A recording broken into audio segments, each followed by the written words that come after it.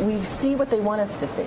So we don't know where the girls are. We've never seen any of the babies or the young kids. We've seen the boys in one facility, and it's outrageous. Red flags go up everywhere, right? That they're trying to hide something, or something is happening here that they don't want the public to know. And I think that, to me, is of more concern than anything I've seen so far. That was Nevada Senator Catherine Cortez Masto after she was denied entry into an immigrant detention center this morning. The senator said she notified the Brownsville, Texas facility ahead of time that she was coming for a tour. Instead, though, she says she was blocked and handed PR literature from an employee.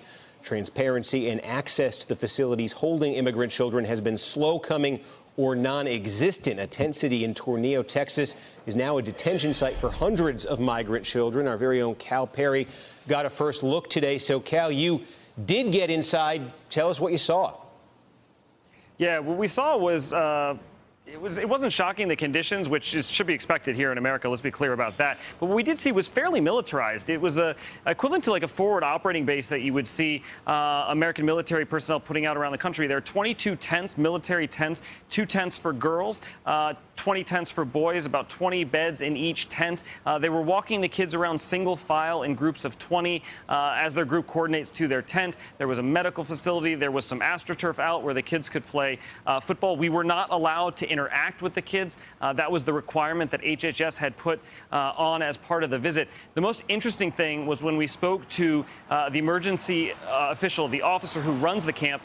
He was just really vocal about how bad he thought the administration policy was. And this is the man who's in charge of running the camp, specifically about the access. He thought, that this wasn't going well because it was happening, as he put it, really in secret, or at least it appeared to the media to be happening in secret. The key question is, of course, what is going to happen to these some 362 kids behind me? How are they going to be reunited with their family? 23 of them, were separated from their family. They are working on getting them back. HHS claims that they do know where each of the kids are that need to be reunited with their families. We will wait and see how this plays out. But really, this is a sign of what's to come. If these kids are moved on to military bases, they're going to see more tents labeled Alpha 1 through 22. They're going to see more dining facilities labeled DFAC.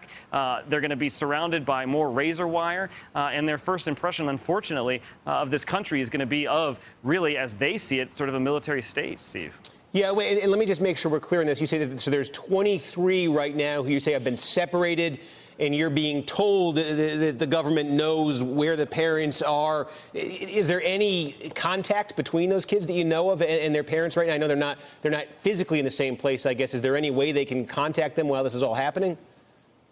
There is. They're allowed 2 phone calls a week, 10 minutes in length for each phone call. Somebody is standing there listening to the phone call. We're told that is not for eavesdropping. That is to make sure that the child is on the phone with the correct person, that there's nothing nefarious happening there. But they are allowed to make those 2 phone calls a week. They are allowed to reach out to family members. We asked, we pushed, we said, listen, the 23 kids that are here that need to be reunited are between the ages of 13 and 17. We asked about the babies. We asked about the toddlers. And they said, look, everyone's given an A1 number as soon as they come across the border. And that A1 number corresponds to a file that has that information, and the child travels with the file. We pushed. We said, but we're hearing from moms along the border who say they don't know where their kids are and they can't reach their kids. And this 1-800 number is a bit of a joke. It only opens at 8 a.m. on Mondays, and it's really difficult to reach. They said, look, we can't account. This is the HHS spokesperson. We can't account for those reports, he said. He said, we're convinced we know where each of these kids are, Steve.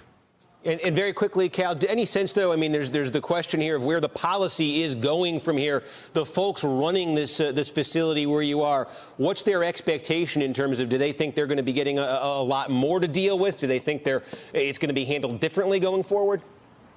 This particular facility is going to see more kids the more that we move the tender age kids around the state of Texas and these other border states. That's when it fills up. This facility opened 11 days ago on a government contract. That contract expires on July 13th. The manager of the compound says he hopes to be broken down. He doesn't want to do this anymore. But if that is extended, if that contract is extended, that's your sign that this is going to go on for a lot more, Steve. Okay, interesting. Cal Perry down there in Tornillo, Texas. Cal, thank you for that. Hello, YouTubers. If you're watching this, it means you've checked out our channel, so thank you. Now do me a favor, subscribe by clicking on that button down there.